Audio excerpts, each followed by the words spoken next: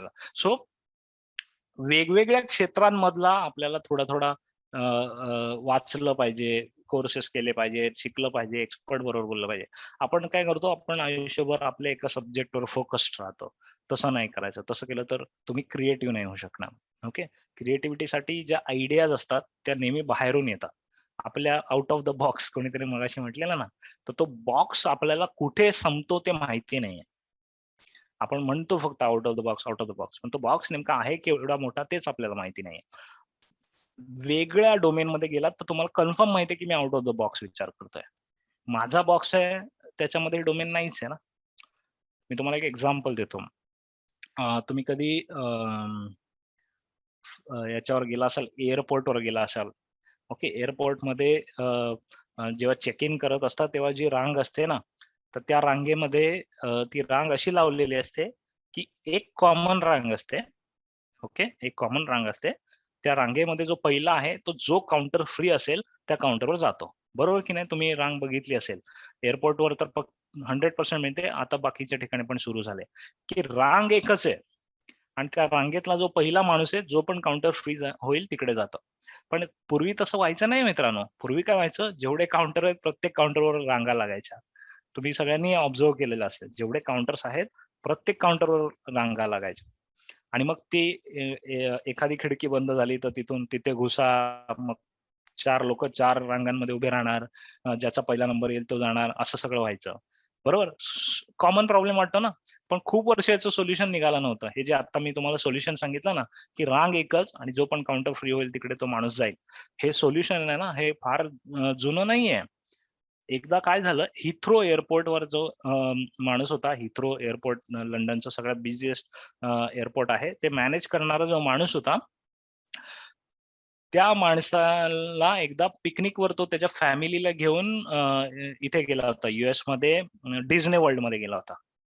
आणि डिझनी वर्ल्डमध्ये अशा प्रकारे लाईन मॅनेज केली जात होती. आणि तेव्हा त्याला स्ट्राईक झाला, अरे ही लाईन मॅनेज करायची आयडिया जबरदस्त आहे. ती येऊन त्याने हिथ्रो एअरपोर्टवर पहिल्यांदा इम्प्लिमेंट केली आणि मग बाकीच्या एअरपोर्ट्सने ती उचलली जगातल्या. सो तुम्हाला लक्षात आलं, Wien you learn from cross domains, शिकणं कधी थांबत नाही. ओके. लर्न म्हणजे पुस्तक वाचूनच शिकतो असं नाहीये. ऑब्झर्वेशनने पण शिकतो.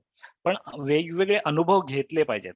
कधी तुम्ही मूव्हीला जा, तुम्हाला त्याच्यातून बऱ्याच आयडियाज मिळतील. कधी तुम्ही मॉलमध्ये जा, त्याच्यातून बरेच आयडियाज मिळतील. फक्त ते आपले डोळे आणि डोकं ओपन पाहिजे, open for new ideas. You have to identify such ideas. Okay. Then cross domains झालं. दुसरं आपल्याला करायचंय try new things. When was the last time you tried something new? जे तुम्ही आतापर्यंत आयुष्यात केलं नव्हतं, अशी गोष्ट तुम्ही आता गेल्या 4 महिन्यात केली आहे का? आणि इथे सांगण्यासारखी असेल तर सांगा. जे तुम्ही आयुष्यात कधी केलं नाही, पण गेल्या 4 महिन्यात पहिल्यांदाच केलं. असं काय घडलं असेल तर सांगा आम्हाला. आम्हाला ऐकायला आवडेल.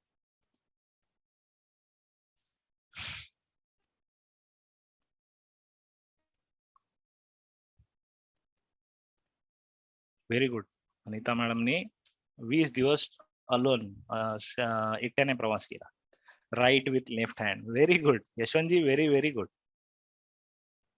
बाईक चालवली, सिंहगड ट्रेक केला. सुपर्ब. जे म्हणजे आपला जो स्वभावच नाहीये. आपण जे कधी केलं नाही, आपण करू असं कोणाला वाटतच नाहीये. आणि ती गोष्ट तुम्ही केली. ओके. माधुरी दीक्षितचा एक छान बकेट लिस्ट नावाचा पिक्चर आलेला. तो पिक्चर बघितला तर तुम्हाला लक्षात येईल की मी काय म्हणतोय. When you try new things, तुम्ही ऑटोमॅटिकली पुनर्जन्म घेताय. तुम्ही ऑटोमॅटिकली नव्या गोष्टी करताय. Okay. So think about it.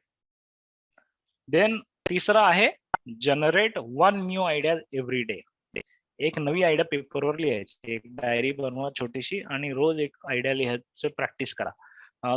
तुम्हाला वाटेल की ही आयडिया फालतू आहे, असू दे. फालतू तर फालतू लिहून टाकायची पेपरवर. ओके. पण कंपल्सरी तुम्ही स्वतःला एक हे करा. मी केलेलं 3 महिने केलेलं कंटिन्युअसली 90 डेज. आणि त्या 90 डेज मध्ये भरपूर आयडियाज लिहिल्या. मी जवळजवळ 200च्या आसपास आयडियाज लिहिलेल्या. त्यातल्या काही चांगल्या झाल्या, काही पुढे ऍक्च्युली अस्तित्वात पण आल्या, काही एकदमच बोगस होत्या. तर असं होतं. पण ती प्रॅक्टिस मी केलेली. मी एका इंग्लिश ऑथरचं एक पोस्ट वाचलेली. त्याच्यात तो असं करायचा, तर मी म्हटलं चला आपण पण करून बघूया. आणि मग मी ते केलेलं ऍक्च्युअली लिटरली. दुसरी गोष्ट, आता इथे लेफ्ट हँडने लिहायचं एक सांगितलं कोणीतरी आणि त्याच्यावर मला आठवलं की मी एक टेड टॉक ऐकली होती. आणि त्या टेट टॉक मध्ये लिहिलेलं की as simple as changing your hands is new thing. आणि म्हणून त्याने सांगितलं की एक दिवस प्रयत्न करा की तुम्ही लेफ्ट हँडने ब्रश करता. म्हणजे जर तुम्ही उजवे असाल तर लेफ्ट हँडने ब्रश करा, जर तुम्ही डावे असाल तर उजव्या हाताने ब्रश करा. आणि मी ते खरोखर ट्राय करून बघितलं तर इट इज डिफिकल्ट. पण नंतर मी स्वतःला मुद्दाम सवय लावून बघितली आणि मी 15-20 दिवस लेफ्ट हँडने हे ब्रश करून बघितलं. आणि this is nothing but trying new things. छोट्या छोट्या असतील किंवा खूप मोठ्या असतील, पण नवं काहीतरी करत राहा सतत. त्याच्यामुळे एकतर आयुष्यामध्ये आनंद राहतो, नाविन्य राहतं, आणि दुसरी गोष्ट म्हणजे तुमचं ब्रेन क्रिएटिव्ह होतंय, तयार होतंय नव्या नव्या अनुभवांना. ओके.